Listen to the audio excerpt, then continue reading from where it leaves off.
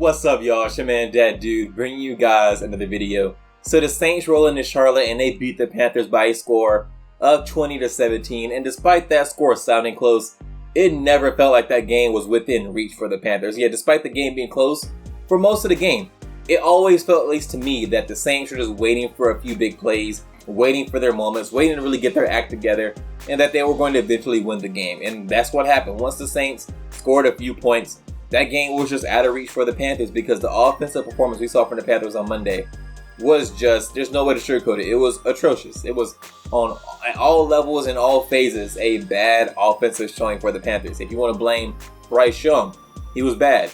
If you want to blame the receivers, they were bad. If you want to blame the offensive line, they were bad. If you want to blame the coaching, they were bad. In all phases of offensive football, the Panthers were just bad.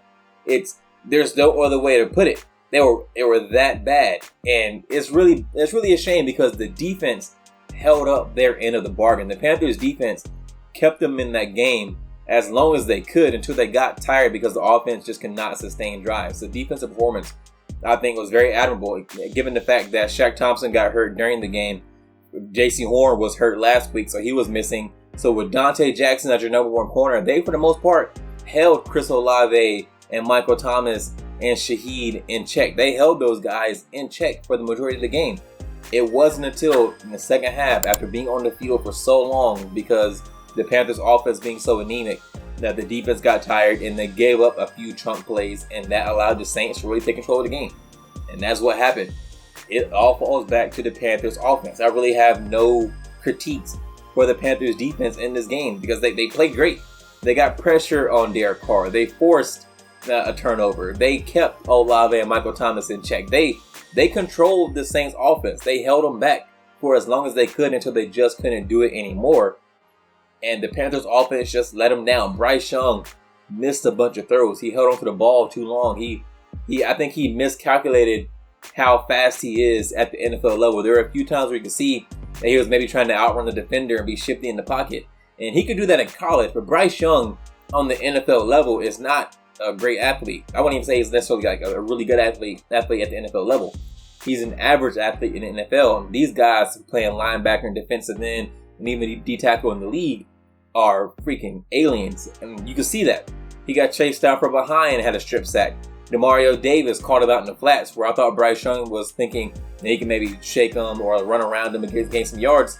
No, that's not going to happen for Bryce Young in the pros. He's not that kind of athlete.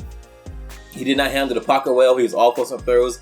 But the receivers were not helping him out. The receivers were not gaining separation, and the offensive line was giving up a lot of pressure. So all around, the offense was bad. And the coaching, the play calling for the coaches and their personnel decisions, none of it just seemed to make sense. Like Chuba Hubbard ran great last week. Chuba was the most effective running back for the Panthers against the Falcons. And Chuba barely got any carries against the Saints. They gave Miles Sanders most of the carries, just running him into the back of the offensive line over and over again for very little yards.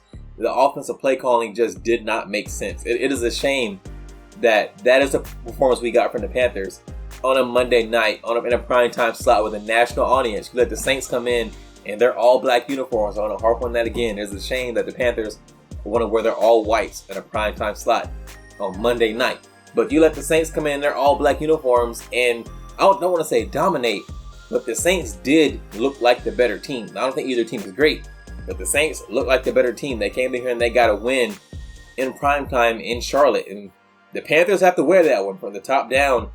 The Panthers did not play well on the offensive side of the football. Some changes have to be made. Yeah, Bryce Young is a rookie. Hopefully he's going to improve as the season goes on. Hopefully the receivers improve as the season goes on. But in week 2 against the Saints, everyone was bad. Like I'm really not finding a single bright spot in that game for the offensive side of the ball for the Panthers. I just can't think of one. All the bright spots on the defense. If the defense can maintain that level of constant pressure on the quarterback and good coverage in the back end, and hopefully Kamu Grugier-Hill can come in and effectively replace Shaq Thompson for the remainder of the season like he did against the Saints, that we can have that to harp on. The Panthers defense is always at least pretty good.